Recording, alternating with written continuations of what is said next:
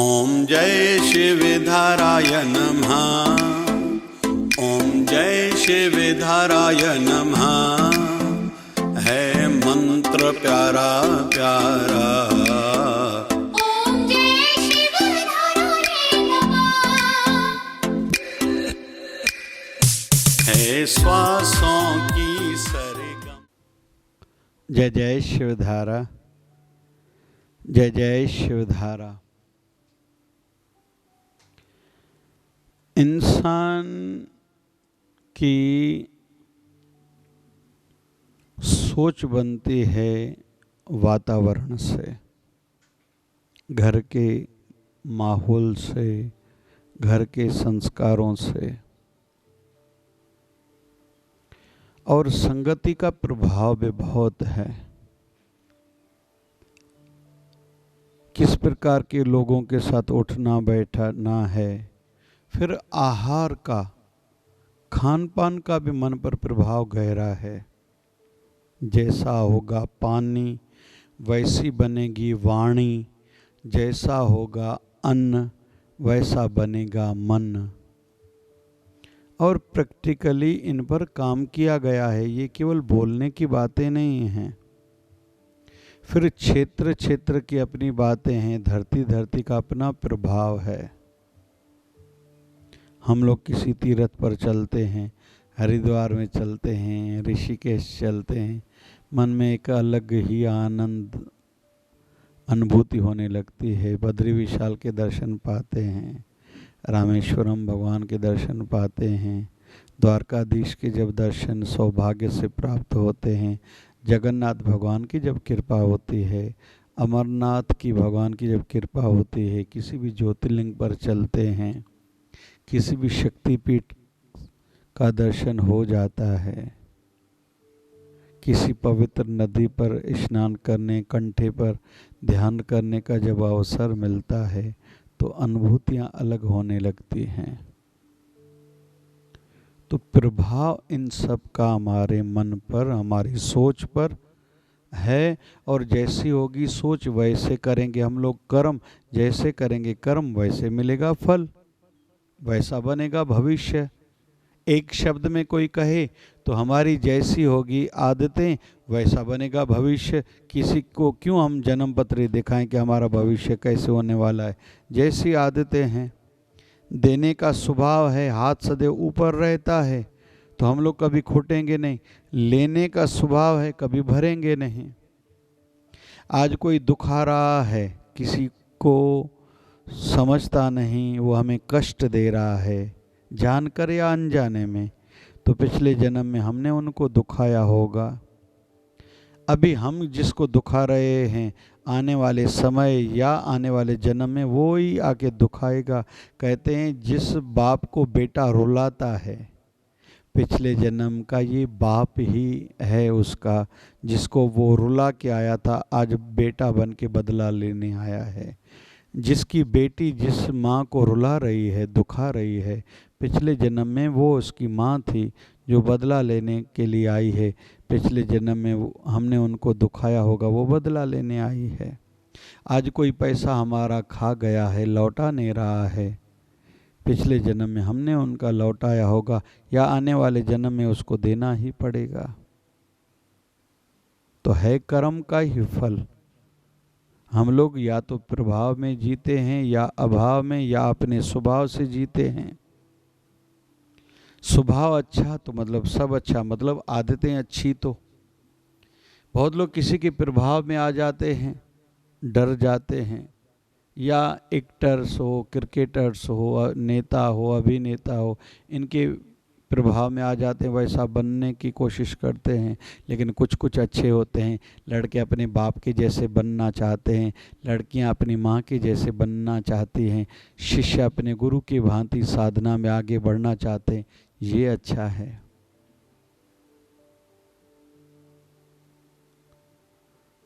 तो ये हुआ प्रभाव।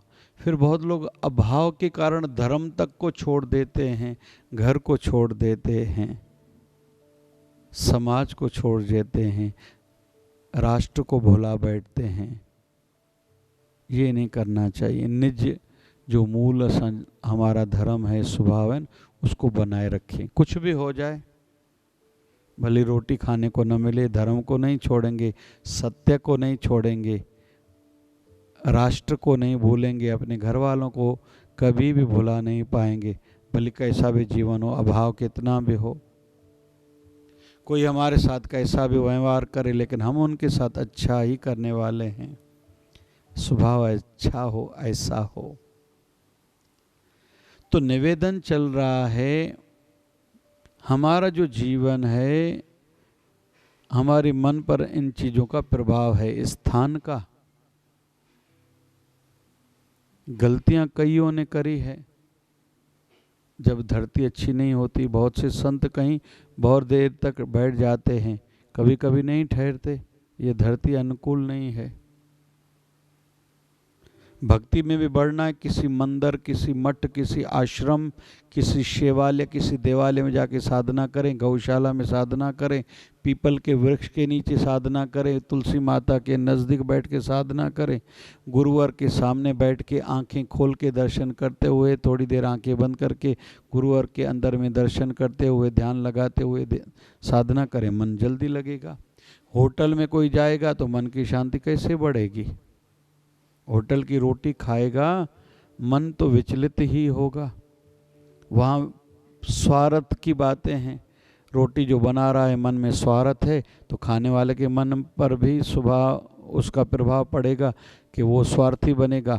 घर की महिला जो भी रोटी बनाती है, निस्वार्थ भाव से बनाती है, चाहे माँ हो, चाहे धर्मपत्नी हो, बहन हो, भाभी जी हो, चाची हो, मामी हो, नानी हो, उनकी इच्छा है हमारे घर के मर्द खाएं। और जिस दिन मर्द बोल बैठता है आज मैंने रोटी ज़्यादा खाई, तो कहती है थू थू करो, आप कहाँ खाते हो, बहुत दिनों के बाद ही तो थोड़ी ज़्यादा रोटी पेट भर के आपने खाई है। तो वहाँ निस्वार्थ भाव है, तो जैसा होगा अन्न वैसा बनेगा मन। मन में भी निस्वार्थ भाव घर वालों के लिए, परिवार वालों के लिए जगता है। इसलिए होटल की रोटी नहीं खानी चाहिए। तो स्थान का प्रभाव है, संगति का प्रभाव है। बहुत से लोगों ने, जैसे दुर्योधन को मामा शकुनी का संग मिला था और वो उससे गलतियां करा रहा था, पाप करा रहा था। पांडवों को अपनी माँ की संगति थी, जिन्होंने जीवन भर दुख देखा है। और ठाकुर जी भी जब महाभारत युद्ध पूरी हो चुकी है, जब विदाई के लिए आए हैं, बुआ मैं चलूं, कुछ मांगना हो तो मांगो, तो माँ कुंती ने कहा था प्रभु मुझे कुछ देना है तो कृपया दुख दे के जाना। ठाकुर जी कहते हैं बुआ संसार मुझसे सुख मांगता है, आप दुख मांग रहे? बोले हाँ। बोले क्यों? बोले जब दुख आए मेरे जीवन में, अनुभूति हुई आप मेरे अंग संग हो, साथ में हो, तसल्ली से हो जाती थी। लेकिन सुख आते ही मेरे बेटों को राज्य मिला है आपकी कृपा से। ऐसा न हो कि मेरे बेटों के सुख के मैं भी आके आपको भुला न बैठूं, इसलिए मुझे दुख दे के जाना। वो है उनकी माँ, ऐसी सोच वाली है। तो पांडवों को संगति है अपनी माँ की, वो कभी भी विचलित नहीं हो सकते, डगमगा नहीं सकते। कभी कभी जीवन में आया, भली अज्ञातवास में हो, 13 साल का जो उनको वनवास मिला था, 12 साल तो खुले रूप में वनवास में रहेंगे, 13वें साल पर कोई उनको पहचाने नहीं। अगर किसी ने पहचान लिया तो 13 साल का फिर उनको वनवास भोगना था। तो ऐसे छुप के रूप बदल के सादगी में रहते थे वनवास में, लेकिन उस समय भी विचलित नहीं हुए। जबकि दुर्योधन ने उनको वनवास में भी भेजने के बाद भी तकलीफ़ें दी, और तकलीफ़ें देने आया तो खुद कई मुश्किलातों में पड़ा था, फिर भी पांडवों ने उनको छुड़ाया, बदला नहीं लिया। और यहाँ तक ये नहीं कहा कि बस हमारा वनवास का समय माफ़ कर दो, हम भी घर अभी वापस चलें, बिल्कुल नहीं। तो स्वभाव जैसा है वैसा बनाए रखें, और प्रभाव पड़ता है संगति का। उनकी माँ आदर्श जीवन जीने वाली थी। हम भी बच्चों के सामने वैसा कुछ करें जो बच्चों को बनाना चाहते हैं, लेकिन भावना से, मन से, दिखावे से नहीं। हम दिखावटी बनेंगे, हमारे बच्चे भी दिखावटी बनेंगे, ये याद रखें। हम निर्मल चित्त वाले होंगे, नम्रता वाले, सहजता वाले, प्रेम वाले, सबको प्यार देने वाले, अपनापन स्वभाव वाले, तो बच्चे भी वही सीखेंगे। और इन चीज़ों का प्रभाव है,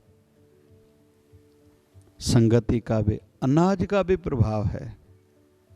जब भीष्म पितामह तीरों की सिजा पर पड़ा है, ठाकुर जी दर्शन देने हेतु आए हैं पांडवों के साथ, तो ठाकुर जी ने, भगवान श्री कृष्ण ने पांडवों को कहा कि राजधर्म के बारे में कुछ भीष्म पितामह से पूछो, बड़ी हस्ती हैं, सिखाएंगे, आपको बताएंगे। तो भीष्म पितामह ने जब ज्ञान की बातें बहुत सी कही तो द्रौपदी को अच्छा नहीं लग रहा था। द्रौपदी हंस पड़ी। तो भीष्म पितामह की नज़र गई, कहा बहू क्यों आप हंस पड़ी हो मुझ पर? बोले इतना बड़ा बड़ा ज्ञान आप दे रहे हो, उस समय ये ज्ञान आपका कहाँ गया था जब मेरी इज्जत लूटने का प्रयास किया गया दुशासन के माध्यम से और दुर्योधन के कहने पर।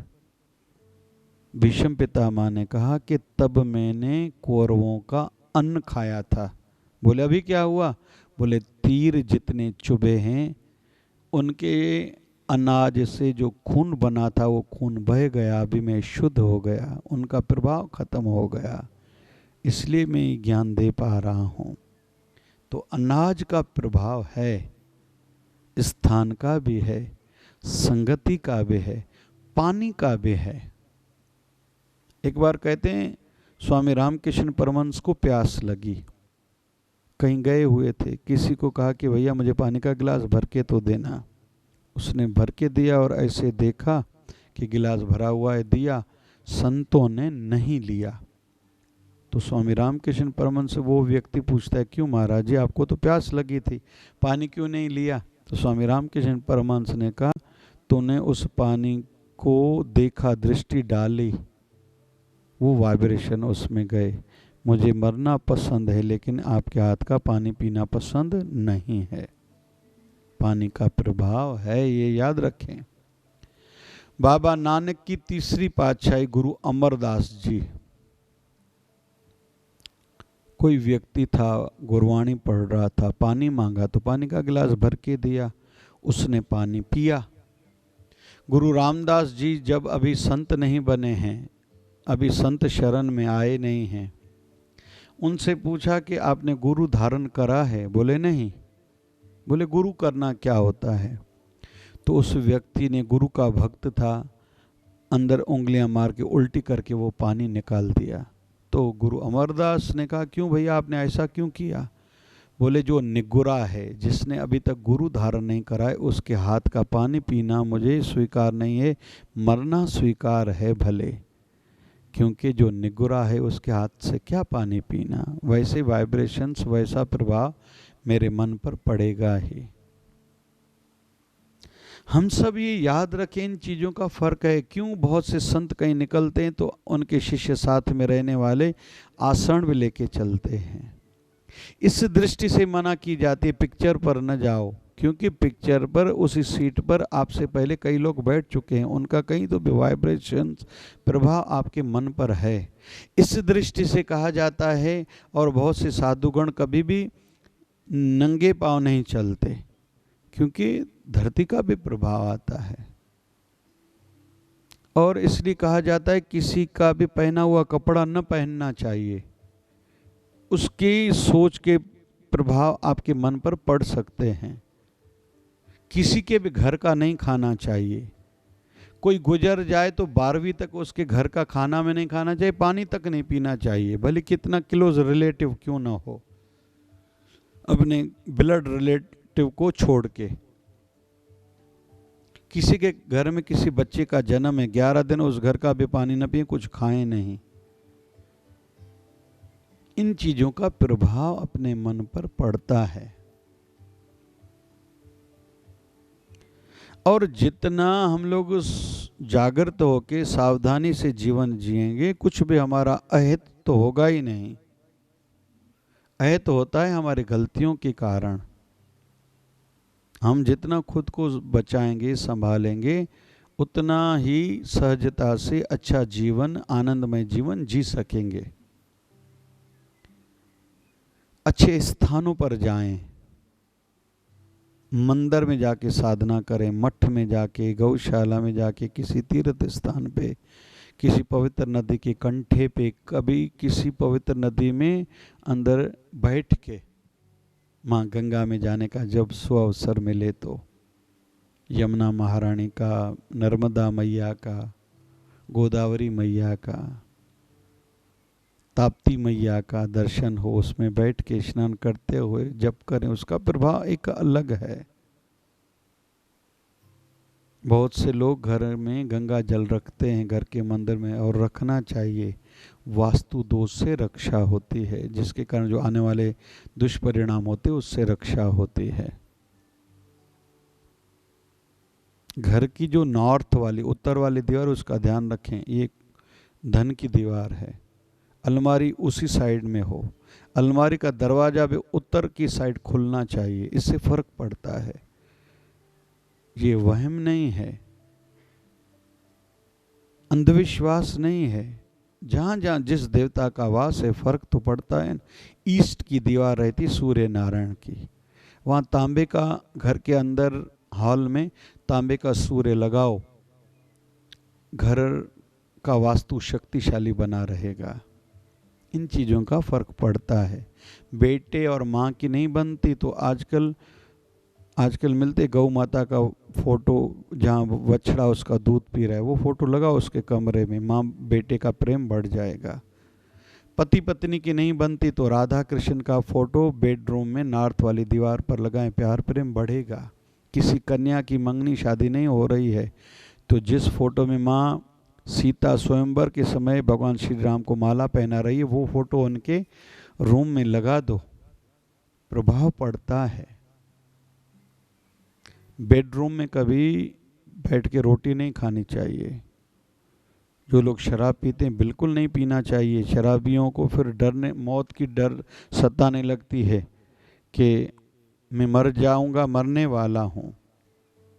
इन चीज़ों का मन पर प्रभाव है। जितना हो सके सावधानी से हर कर्म करेंगे तो बड़े से बड़े दुष्प्रभाव से हम लोग खुद को बचा सकते हैं। जय जय शिवधारा, जय जय शिवधारा, जय जय शिवधारा। जय शिवधारा, जय जय शिवधारा। हमारी शिवधारा मिशन फाउंडेशन यह एक आध्यात्मिक एवं सेवाभावी संस्था है, जिसके संस्थापक परम पूज्य संत श्री डॉक्टर संतोष जी महाराज हैं, जो एक कर्मयोगी संत हैं, जिनके माध्यम से व मार्गदर्शन में अनेक प्रकार के सेवा कार्य होते हैं, जैसे सामूहिक जनेऊ पवित्र संस्कार, सामूहिक विवाह, निशुल्क स्वास्थ्य जांच शिविर। 29 नवंबर 2015 से लगातार प्रतिदिन गरीबों में भोजन वितरण, अत्यल्प शुल्कों पर गरीबों के मोतियाबिंदु ऑपरेशन शिवधारा नेत्रालय में किए जाते हैं। इन सभी कार्यों के चलते दिनांक 28 नवंबर 2021 में भव्य जय शिवधारा धाम अमरावती का भूमि पूजन अनेक संतों, महापुरुषों एवं महान विभूतियों की मौजूदगी में हुआ। अब प्रथम चरण में शिवधारा सत्संग हॉल एवं संतों, महापुरुषों व भक्तों के रहने हेतु कमरों का निर्माण कार्य प्रारंभ हो चुका है, जहां सत्संग के माध्यम से हमारा जीवन आध्यात्मिक बने और हमें मन की शांति प्राप्त हो। सभी समाज बंधुओं को शिवधारा मिशन फाउंडेशन संस्था खुले मन से आवाहन करती है। आओ हम सभी मिलकर इस पुण्य कार्य में सच्चे भाव से तन मन धन की सेवा करें, जैसे अपने पूर्वजों के नाम से सत्संग हॉल की सेवा या प्रत्येक कमरे की सेवा करवा सकते हैं। शिवधारा मिशन फाउंडेशन ATG मान्य है, जिसमें हमें इनकम टैक्स में छूट प्राप्त होती है। जय शिवधारा, जय जय शिवधारा। ओम जय शिवधाराय नमः। ओम जय शिवधाराय नमः। है मंत्र प्यारा प्यारा। ओम जय शिवधाराय नमः। है श्वासों की सरे